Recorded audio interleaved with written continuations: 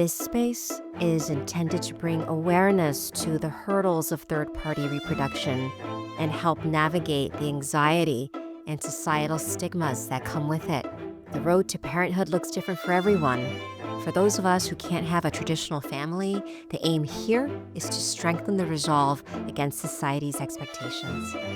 We're known as the worst club with the best members, and I'm blessed to have found my tribe. You're listening to Mothers in Arms. I'm your host, Leslie Lopez. This is episode number 21, The Dedicated and Caring Souls at Extraordinary Conceptions. Talking to Analu of Extraordinary Conceptions, I can see how her approach to this line of work is personal to her, how it brings her joy to her heart, how she's proud to have been an egg donor herself. Without further ado, let's get into talking with this miracle worker.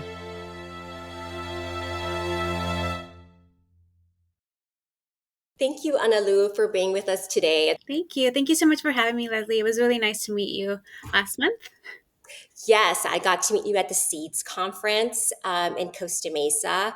It's the Society of Ethics in Surrogacy and Egg Donation, which Extraordinary Conceptions is a member. Is that right? Yeah, so Extraordinary Conceptions has been a member since 2014. Mario Caballero, he's actually part of the committee and he interviews new applicants as well. So EC has been part of SEEDS for quite some time now. Yes. Wow, that's great. I didn't realize he was that part of the process with SEEDS.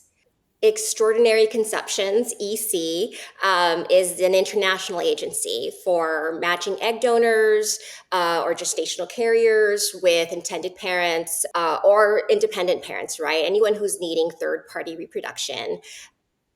And Mario started this company in 2005, and it continues to be one of the top rated agencies for egg donation and surrogacy.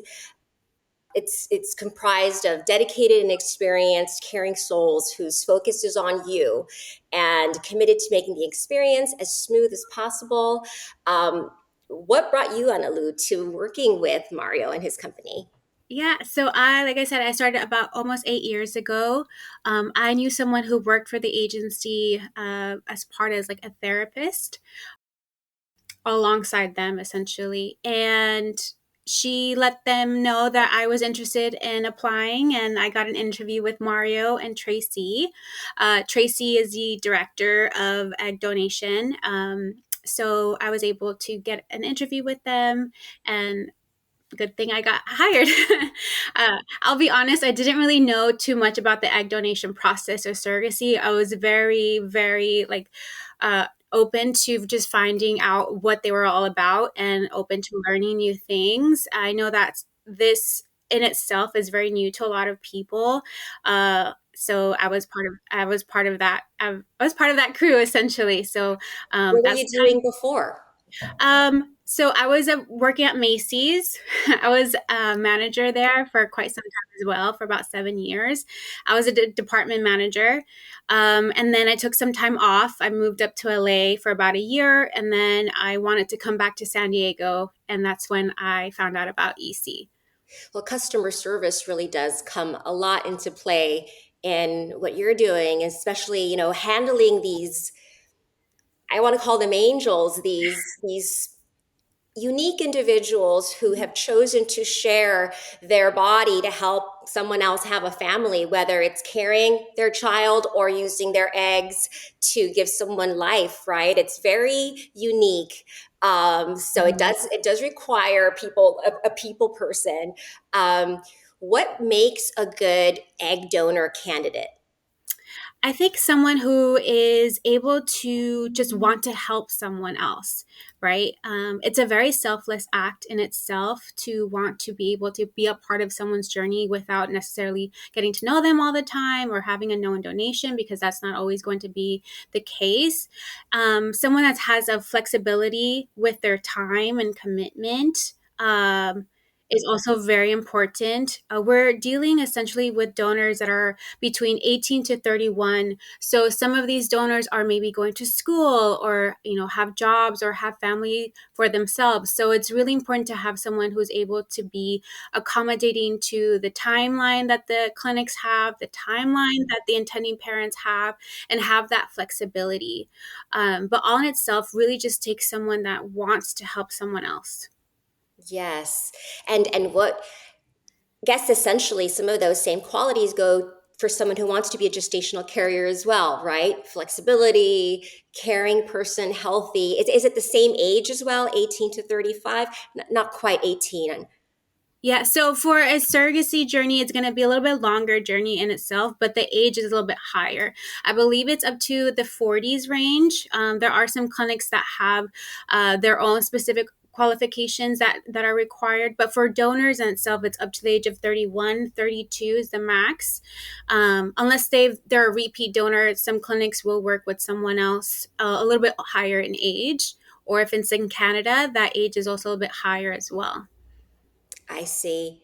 Mhm. Because Extraordinary Conceptions has is international, so you have offices in Canada and Latin America. So we have coordinators in the US, Canada, Mexico, and Europe as well. So we are all over. And we will essentially work with clinics and agencies and donors and surrogates all over the world.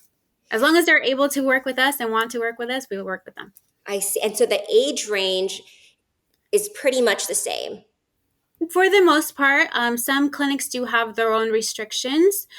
So our biggest thing is we will work with whatever restrictions the clinic has, right? So it just Yes, really just depends. But for our cutoff specifically for egg donors is 32. I see. And on that point of clinics, for someone who's an intended parent, are they able to come to you and ask you which physicians have you worked with, which clinics? Is it full disclosure? Yes. So the good thing about us is that we're very flexible and we want to be transparent at all times. So we have intending parents that will come to us with already working with a clinic, and we have intending parents that come to us with zero knowledge about this whole entire industry and they just want to have a child and they come to us asking for assistance. And so we will be able to share with them, clinic recommendations, either have it be in the US, in Canada, or Mexico if they need a clinic that's more closer to them, or if they want a clinic closer to the surrogate or closer to the donor, we're able to help them with that. So we're very flexible in that aspect. And obviously, like just any other else, like we do have favorite clinics, but we don't really base that off of what we want. It's mostly what the intending parent wants and what is more reliable and better for them at the end of the day. It's whatever the intending parent wants. I see. I think also it's very, since Mario has been in this industry for so long and since such deep involvement with seeds, I'm sure you also have access to some of the top physicians in this industry. Oh yes, for sure. So Mario is very good when it comes to communicating like with other clinics and agencies, and we like to share with each other, right? So at the end of the day, it's all about assisting and making it work for the intending parent. When it comes to a journey, either egg donation or surrogacy, there's different aspects that can come into play.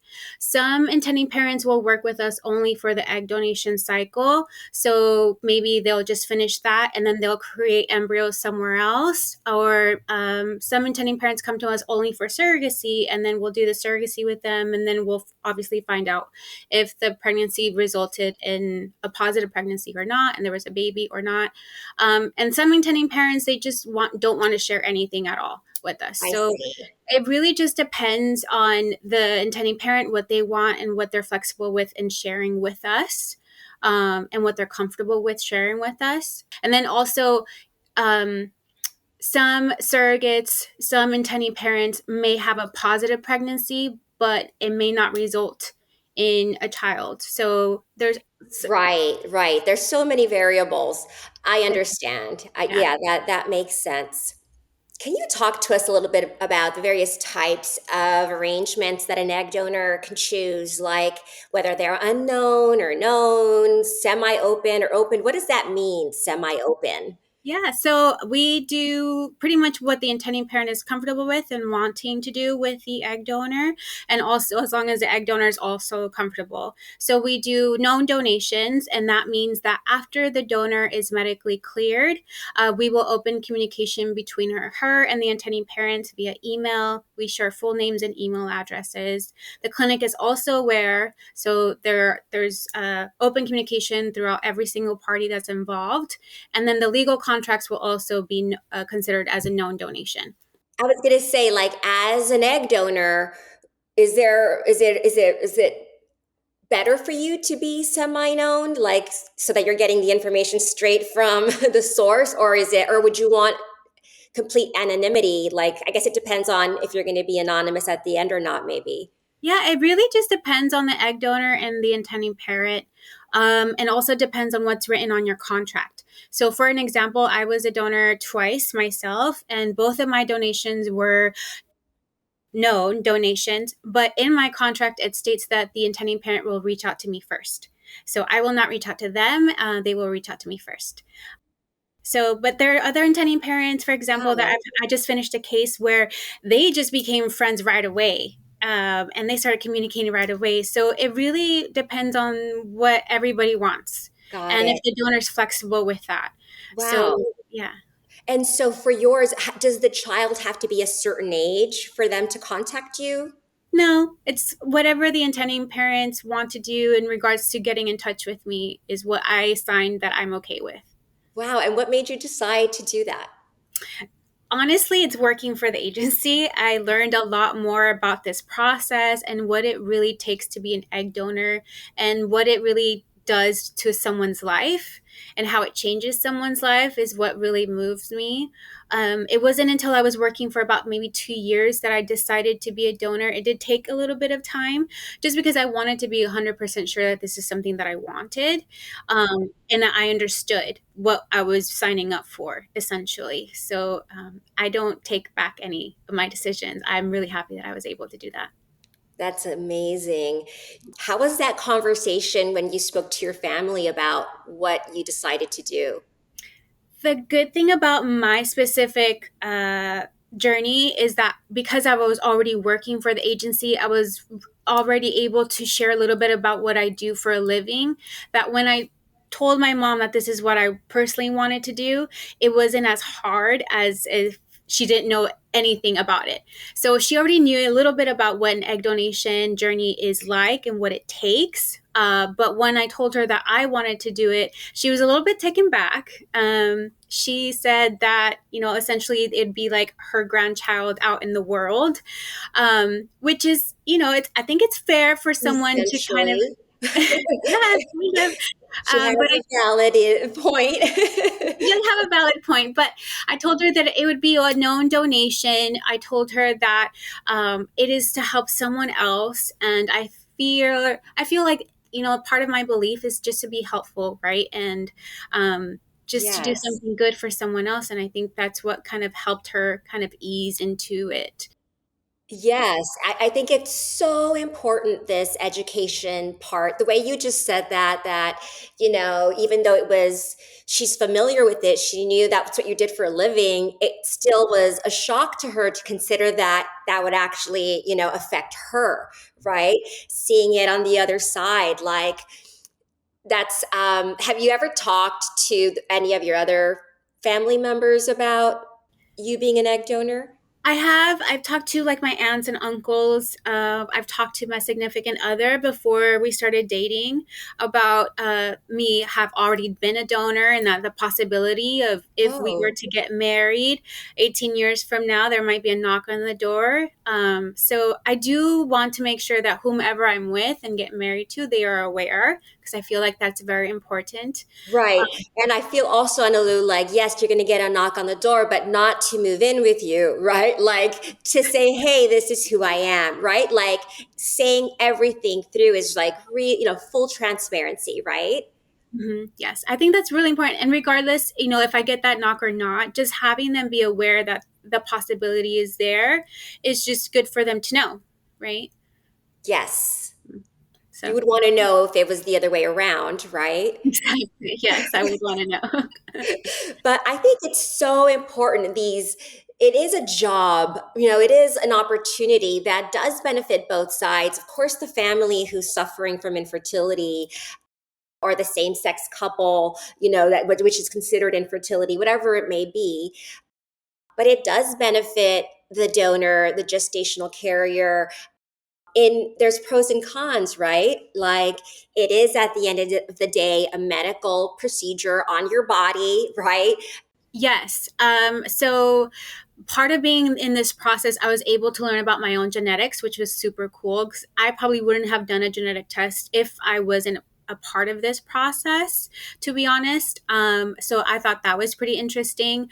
When I went for my screening, because I've done two donations, the doctor was able to connect with me and tell me exactly what would happen if I wasn't an egg donor and we weren't going to fertilize, or retract those eggs, right? Essentially, our body is born with millions of eggs. And if we don't use them, they kind of disintegrate into our own body. And then we get periods and things like that. And that's not the actual, terms, but for the most part, that's kind of what happens. So that's a way that I also explain it to my mom is if I don't give them, or if I don't donate them, then they're just going to kind of go away and my body's going to not use them at all. So I rather have someone that wants them, that needs them and Yes. uses them, as opposed to not do anything at all with them. Yeah, there are people that need them. I mean, there are Latinas that need them. There is more than we talk about, more than are known. Certainly around me, I don't know a lot of Latinas who are talking about it, but I know I was, and I know that, I went down the rabbit hole of shopping for Latina eggs for 2 years, and did find like roadblocks in terms of what's out there compared to what there are for other nationalities, right? Mhm. And mothers, our aunts, our nieces, like, if I want to tell my niece to do this, like, how, you know what I mean? How does a 20-year-old understand what this is, right? Like, I think right now also too, we've been seeing a lot more applicants that we have been added to our database that are coming from Mexico, which has been super helpful.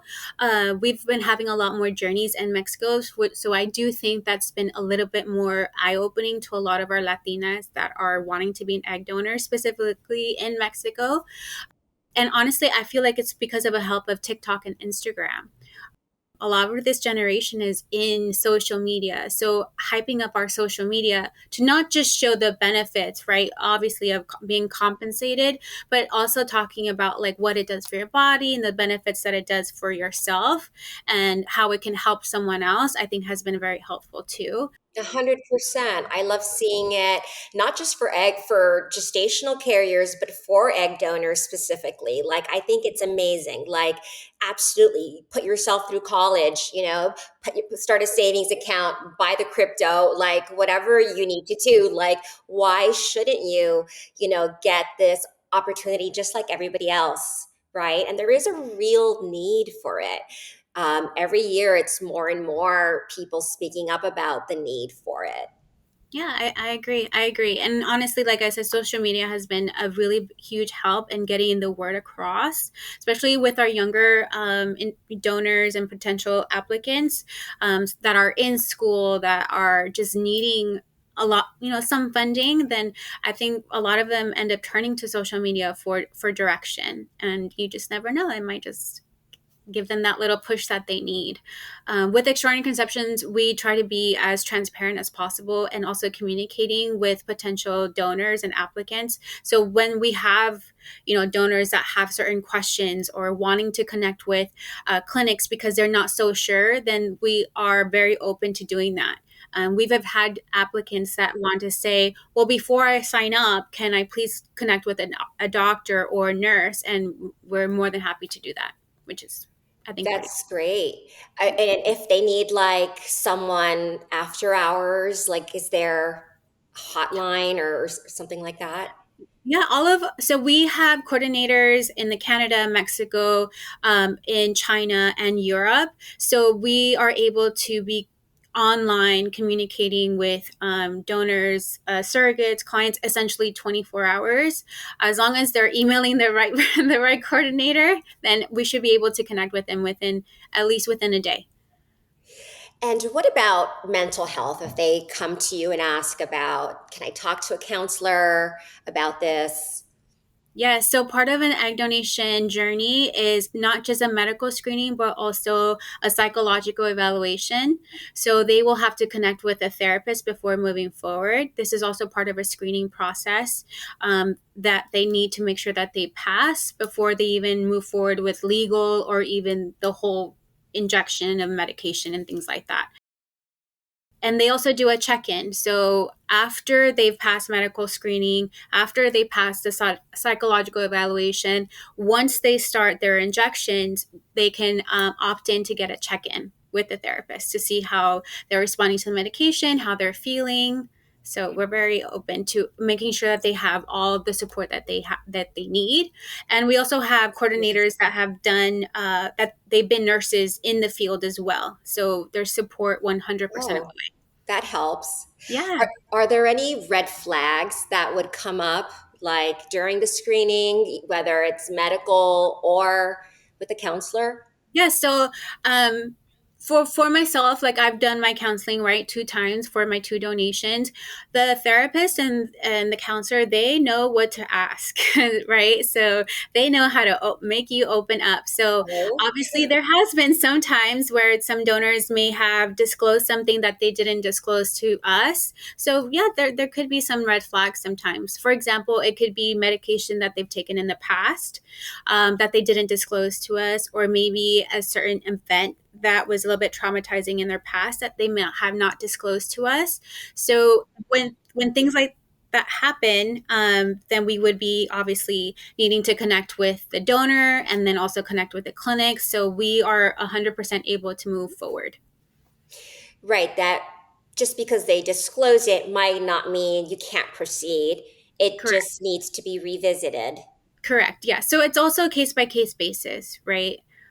So, for example, maybe she took some type of medication, and maybe when she was in high school because of school or anxiety or what have you, and she didn't disclose it to us because it was in part something that she remembered or at the time of her application, something, then Right. that we would obviously want to know that, right? And then the intending parent will want to know that, the clinic will want to know that, and then after everybody knows, then they decide if we can move forward, and if so, great. Does that come up with like abortions and miscarriages? For an egg donor, we do ask them if they had mixed miscarriages and abortions. That's part of the screening process and their application. For surrogacy, that's also asked about. Specifically for surrogacy, that's important information that needs to be disclosed. And we will also require medical records from the hospital as well. So all of that information is highly important, and it needs to be disclosed to everyone involved: clinic, intending parents, and us. Got it. Mhm. Gosh, Analu, with all of those offices really all over the world, the database of both eggs and gestational carriers must be so varied. What does it look like right now? What is if I were to log on to the site, like what does it look like for egg donors? So we have about 2,500 egg donors on our database. I know I kind of wrote it down. I have my little cheat sheets here. Good. Cheat Uh, sheets. Um, 14% African American, 9% Asian, 2% South Asian, 45% Caucasian, 28% Hispanic. So wow. kind of a broad range. We try to obviously be able to have a little bit of everything on our database to ensure that we are able to help all kinds of intending parents that are looking for specific egg donors. And if we don't, then we do social media blasts, right, to help get the word out there. And then we also like to partner up with sister agencies. So it's all big one pot at the end of the day. We like to help each other Amazing. out. Yeah. Yes, no, I love the stats compared to other agencies, I have to say. So that's really from all over those countries, right? It's not just from America. Those are donors in Asia, in Europe, in Canada, In Mexico, and yes. Mexico. And do they have to pay a fee to work with the agency? No, no, donors or surrogates do not pay a fee at all. Incredible. Is that normal for agencies? I would think so. I don't know how other agencies work, but I feel like if an agency is asking you to pay a fee to be on their database, that's kind of a red flag. Mm. That's just my personal opinion, but I don't think a donor or a surrogate should have to pay to be on a database, right? Because you're wanting to help someone, so why would a fee be involved? But that's just my personal opinion.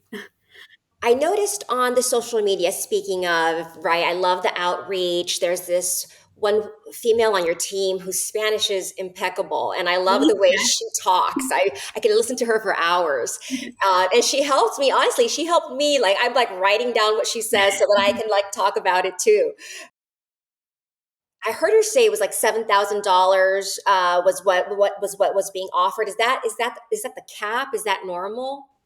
So, starting off with egg donors, first time egg donors will receive about $7,000 for their first egg donation, and their fee goes up after each donation. And it can go up to Whatever the egg donor is comfortable with, as well as the intending parent. that's Obviously, who doesn't want, to make all of this money? But at the end of the day, it's to us, it's not about the money, right? We have to let the donors know that the intending parents also have to pay other fees like travel, clinic fees, agency fees, legal fees. So it's not to say that we like to humble them, but it's also we want to make sure that we educate them, because it's not just about the egg donation part, but it's also about the bigger picture. So if a donor comes to us and they have a really high fee and they just feel like that's just the fee that they want, if the intending parent is willing to pay for it, then we're great. If not, then we would just be honest with them and just let them know, like, unfortunately, it's not going to work out this time, but let's try to match it with someone else, or we can lower your fee a little bit. It's really just up to the intending parent and the donor. But transparency throughout the whole entire process is important. So, like I said, it's not always going to be about the money, it's about the bigger picture. right. And yeah, so. And I guess you're absolutely right. Is you get that bill and you see, right, this is the agency fee, this is their travel fee, this is the medication, these are the doctor's visits, right, like all of that. And then it's the donor fee that can go this way or that way. And at the end of the day, you have your budget on what you're going to pay for donor eggs, right? And you're right, the donor can adjust it or not, depending on so many things, right? But at the end of the day, everybody has that choice to say, yes, I'm going to do this now. No, I want that. Like, you don't have to pick within 24 hours just No, because sometimes it can feel that way, right? Like, you got to sometimes. choose now.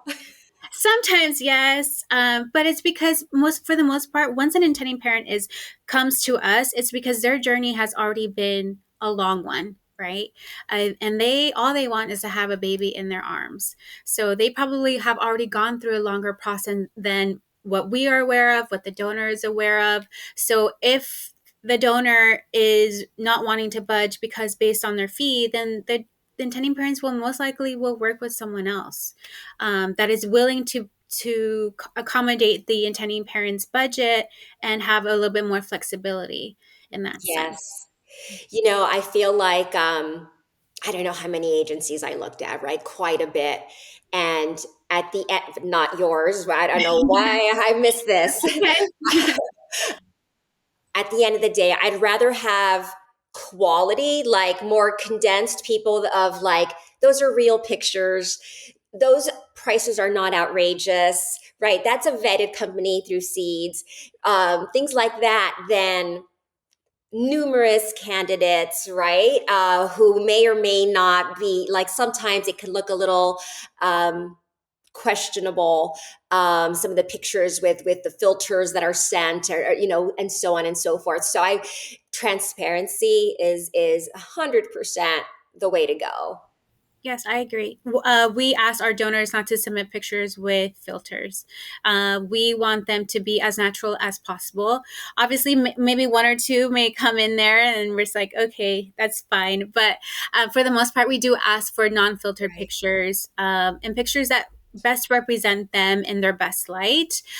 Baby pictures, things like that, that kind of bring out their own personality and characteristics. What is the best part of this job for you? Helping people. I like being a part of someone's journey, either being an egg donor or intending parent, and just being able to help them be the best donor, help them in, in their intending parent journey. Just being a small little part of their story, I think is what I really like. So yeah, that's right. You know. How wonderful. Well, thank you so much for being a part of our story and just sharing all of these, listening to all of our questions and really explaining this to us because as you said, so many people don't really know the nitty-gritty and what it makes. And I'm a firm believer and let's learn the language. Let's not be embarrassed to say the words, which I still stumble over clearly. And let's talk to our family members, right? Our friends, our nieces, like young women who are in a position to do this and bring life for themselves and for other people. Yes, I agree. Well, thank you so much for having me. It was a pleasure. It really just means a lot just being able to talk about this and just having this be a little bit more of not so much taboo, but just out in the open and just having that transparency with everyone. At the end of the day, it's all about bringing a life into this world, one way or another, egg donor or surrogacy. Uh, you know, so I think that's great, and I appreciate your time and for asking me to be a part of this Aw. podcast. Thank you, Analu. Thank you. Have a good day.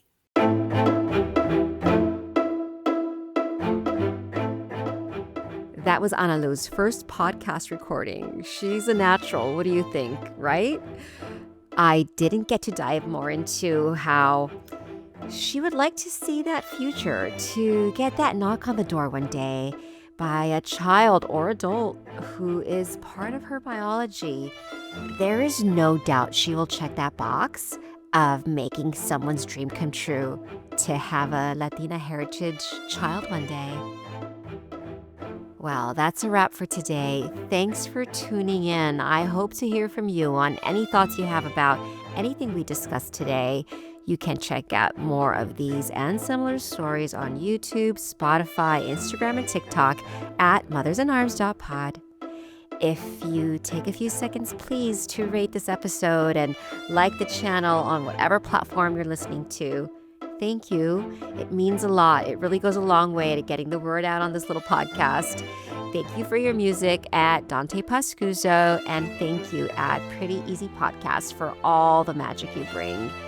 Until next time, compañeras, may the blessings be with you.